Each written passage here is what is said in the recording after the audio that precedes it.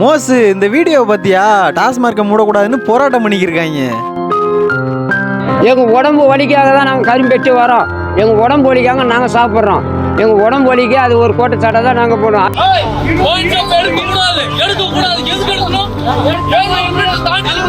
எனக்கு கண்டிப்பா கடை வேணும். நான் எல்லாம் செத்து போயிருவேன். நான் செத்து போயிருவேன். நாளைக்கு தூக்கு போட்டு செத்து போயிருவேன். இங்க இருந்தா மலசமுத்திரம் இருந்தா நான் குடிச்சிட்டு நிம்மதியா போவோம். இதுக்கு சிரிக்க கூடாது, வேதனைப்படணும். அப்ப மூடுனதை தப்புன்றியா?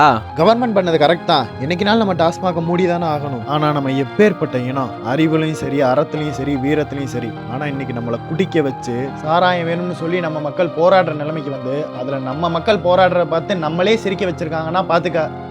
அவங்க மேல மட்டும் இல்ல, நம்ம மேலேயும் தப்பு இருக்கு. நம்ம எதுக்கு போதைக்கு அடிமையாகணும்? ஆனா இன்னைக்கு ஆயிட்டோம். டாஸ்மாக் மூடினது நல்ல விஷயம் தான். 717 டாஸ்மாக் மூடிருக்காங்க. ஆனால் என்னன்னா இன்னும் கொஞ்ச நாளில் கொஞ்சம் கொஞ்சமாக மூட ஆரம்பிச்சாங்கன்னு வச்சுக்கவேன், கள்ளச்சாராயம் வந்துடும். கள்ளச்சாராயம் வந்துருச்சுன்னா இழப்பு ரொம்ப அதிகமாக இருக்கும். இதே மாதிரி தமிழ்நாடு அரசு கொஞ்சம் கொஞ்சமாக மதுக்கடைகளை மூட அதிகமாக வாய்ப்பு இருக்குது. அதனால் போதைக்கு அடிமையானவங்க நிலை தடுமாற வாய்ப்பு இருக்குது. எல்லா இடத்துலையும் சண்டை போடுறதுக்கு வாய்ப்பு இருக்குது. அடுத்த கட்ட போதையை தேடி போகிறதுக்கும் வாய்ப்பு இருக்குது. அதனால் தமிழ்நாடு அரசு பனங்களோ தென்னங்களோ கள்ளி இறக்குறதுக்கு அனுமதி கொடுத்தீங்கன்னா ரொம்ப உதவியாக இருக்கும். இது என்னோட கருத்து மட்டும்தான். உங்களோட கருத்து என்னன்னு சொல்லுங்கள்.